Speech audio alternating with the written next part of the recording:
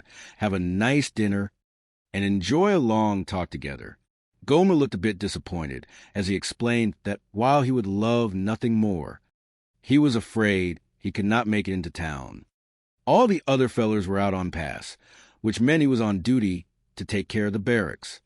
Aunt B, ever adaptable and thoughtful, suggested that she could simply go with him to the barracks, so they could talk while he performed his duties. Gomer thought about it for a moment and admitted that he did not suppose there would be any harm in it, as it was Sunday and the building would be completely empty. Upon arriving at the barracks, Aunt B looked around the large, open room lined with cots. She observed the space with a mix of curiosity and motherly concern. She noted that this was where he lived, looking at a specific bunk and the small metal locker right next to it. She asked if that was really all the space he had, admitting she had assumed he would have a room of his own by now. Gomer chuckled politely, explaining that a person had to be a lot higher up in rank than he was to get a private room. Aunt B remarked on the lack of privacy, but Gomer brightly pointed out that it was very friendly. He admitted that it had been hard for him to get used to sharing a room with so many other fellers at first, but now he did not think he could even sleep in a room by himself anymore. Aunt B conceded that people could get used to almost anything given enough time. She then asked what specific duties he had to complete. Gomer listed them off cheerfully, mentioning that he had to mop the floor, dust all the lockers, wash the windows, and generally spruce things up. Aunt B immediately recognized those tasks and noted that it sounded exactly like housework. Gomer agreed with a smile, saying that one could certainly call it that. Aunt B was astonished to learn that he was doing all of it by himself. Gomer clarified that usually the other fellers did their own share, but since they were out on pass and he had no other plans, he had volunteered to do it for them. Aunt B raised her eyebrows, amazed that the young men had to do their own housework on top of all the marching, drilling, and military training. Gomer explained that it was all just part of being a Marine. Aunt B wondered aloud how long such a system had been going on, to which Gomer replied that it had probably been about 200 years. Aunt B shook her head gently, remarking that one would think the military would spend a few extra dollars to hire a maid for the boys. Gomer gently nudged her toward a seat, telling her not to worry and suggesting she sit down on the bunk so they could visit while he mopped. Aunt B would hear none of it. She flatly refused to sit idly by and watch him do housework all alone. She insisted on helping him. When Gomer tried to protest, telling her she really should not, Aunt B told him not to argue. She instructed him to find her a jacket or sweater to protect her dress, something to cover her hair, and a mop. As Gomer reluctantly gathered the items, Aunt B continued to marvel at the situation. She expressed her confusion over how millions upon millions of tax dollars were spent. Yet they would not spend a tiny bit extra to have a woman come in and straighten up the place. She mentioned that Mavis Pearl back home could come in on a Thursday and clean the whole building for $8.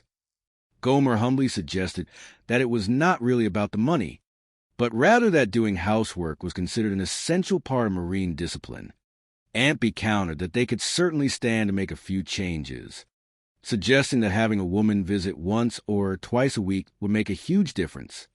She pointed out that the bare windows could really use some curtains, and a few nice pictures on the walls would not hurt either. Gomer mentioned that some of the fellers did have pictures, though they kept them safely on the inside of their locker doors. Aunt B remarked with a knowing smile that those were likely not the kind of pictures she had in mind. She then turned her attention to the window Gomer was wiping, offering a bit of constructive criticism. She told him that the windows were not coming as clean as they should and asked what he was using. Gomer held up the standard military window cleaner provided to them. But Aunt B explained that what he truly needed was plain vinegar mixed with a little water. When Gomer admitted they did not have any vinegar in the barracks, Aunt B suggested he head over to the mess hall to request some. Gomer hesitated, feeling a bit uncertain about troubling the kitchen staff. But Aunt B encouraged him, asserting that if a job was worth doing, it was worth doing right. Gomer yielded to her cheerful authority and went off to fetch the vinegar. Left alone for a moment in the gleaming, damp barracks, Aunt Bee diligently continued her work. Shortly thereafter, 2 sets of boots came striding to the front door. It was Sergeant Carter, accompanied by Corporal Boyle. Sergeant Carter was a tough, no-nonsense leader with a loud voice and a fiery demeanor, dedicated entirely to military order and protocol. As Carter walked in, Aunt Bee quickly called out to them, warning them to be careful so they would not track dirt across her freshly mopped floor. Sergeant Carter stopped dead in his tracks, staring in absolute utter disbelief. He asked who she was, and Aunt Bee politely introduced herself as Miss Taylor, asking for his name in return. Carter identified himself as Sergeant Carter, but his mind was struggling to process the scene before him. He asked her to answer one simple question regarding what on earth she was doing there. Aunt Bee plainly stated that she was mopping the floor. Carter clarified that he did not mean what task she was performing, but rather why a civilian woman was present in the Marine barracks. Aunt Bee explained kindly that she was visiting her dear friend, Private First Class Gomer-Pyle, and decided to help him out with his chores. Carter reacted with visible shock upon hearing Gomer's name. Aunt Bee pointed out the wet floor again, reminding Sergeant Carter that he really should have wiped his feet because his boots had left marks on the damp floor. Trying to maintain his composure, Sergeant Carter addressed her formally, stating that while he did not wish to seem rude, she really had to leave immediately because civilians were strictly forbidden in the barracks by regulations. Before Aunt Bee could fully respond, Gomer returned carrying a bottle, calling out to Aunt Bee that he had successfully retrieved the vinegar. Gomer stopped as he saw a superior officer, greeting Sergeant Carter politely. Carter turned to Gomer, pointing out that this was no way to handle barracks management. Gomer, completely oblivious to the rising tension, warmly introduced Aunt Bee to Sergeant Carter, mentioning that he had written all about the sergeant in his letters home. Aunt Bee looked at Carter with interest, noting that she had pictured him being a little taller. Gomer defended his sergeant brightly, noting that while Carter might not be towering in height, he was as solid as a rock. Sergeant Carter took a deep breath and addressed Aunt Bee again, explaining that Private Pyle had clearly failed to explain base regulations to her. He reiterated that civilians were not permitted in the barracks and asked her to step outside to wait in the recreation room down at the end of the street.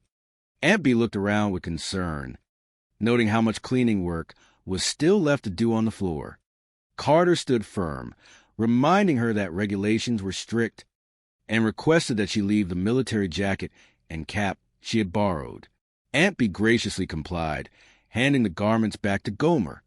She told Gomer she would be waiting for him in the recreation room, and hoped it would not take too long.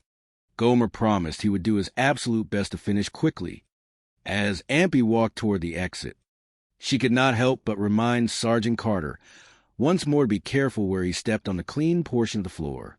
The moment the door closed behind her, Sergeant Carter turned on Gomer with full fury. He called Gomer a complete knucklehead and began counting off the vast number of military regulations that had just been broken. Number 1, having a civilian in the barracks. Number 2, having a female civilian in the barracks. Number 3, allowing a civilian to wear official Marine uniform apparel. Carter shouted at Gomer, asking how after 3 whole years in the Marines he could still pull such a stunt, wondering aloud what it would take to get simple rules through his thick skull. Just as Carter was yelling at the top of his lungs, the door opened slightly and Aunt Bee peeked back in. She asked if everything was all right, explaining that she had heard shouting, and it sounded rather angry. Sergeant Carter instantly caught himself, smoothing down his uniform and altering his tone, assuring her that nothing was wrong at all. Gomer spoke up cheerfully, telling Aunt Bee that Sergeant Carter talked to him like this all the time, and there was certainly no need for her to worry. Aunt Bee looked somewhat skeptical, but agreed to wait in the recreation room as requested. Leaving the 2 men alone once again, Carter's frustration flared right back up. He began pacing, informing Gomer the extensive disciplinary details. He was about to sign him as punishment for this massive breach of protocol.